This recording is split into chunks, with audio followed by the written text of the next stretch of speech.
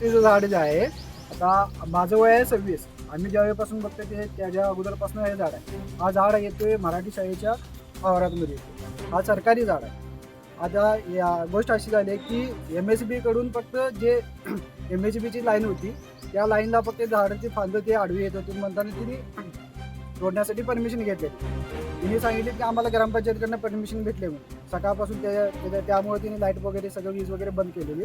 पण सकाळपासून लाईट तरी काय तिने चालू केली नाही. नंतर आता तिने लाईट चालू केली. पण ग्रामपंचायतने त्यांना परमिशन दिले. पण ग्रामपंचायतने सांगितले की आम्ही फक्त त्यांना फांद्या तोडण्याची परमिशन दिली. सगळेजण म्हणतात की आम्हाला फांद्या तोडण्याची परमिशन भेटली. यात आम्ही BDO साहेबांना फोन लावला. BDO साहेब म्हटले की तिथे मुख्याध्यापक तिथं हजर पाहिजे.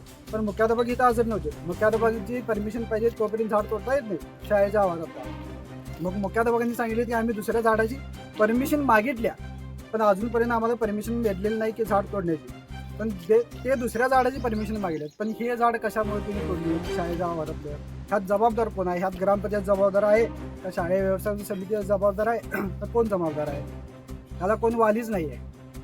त्याच्यावरती ॲक्शन कोणावरती घेणार? ग्रामपंचायतीवरती घेणार? कोणावरती घेणार? ह्यात लेखी कोण दिले लेखी परमिशन कोणी दिल्यात काय ह्याच्यासाठी? कोणीच आहे. प्रत्येकजण उठतोय दुसऱ्याच्या अंगावर घालतो. आणि हे झाड तोडताना सगळेजण तिथं हजर होते. ना मुख्याध्यापक हजर आहे ना कोण हजर आहे. ना शाळा व्यवस्थापन समितीचा अध्यक्ष कोणी हजर नाही. आम्ही BDO साहेबांना फोन करून सांगितलं. गट शिक्षण अधिकाऱ्यांना फोन करून सांगितलं. त्यांच्याकडनं अजून कुठलीही कारवाई झालेली नाही. मी रविकांत जगताप, माजी उपसरपंच गौरवाड. आज आमच्या गौरवाड शाळेमध्ये ज्या लाईटच्या तारा आहेत त्या लाईटच्या तारामध्ये स्पार्क होत होता.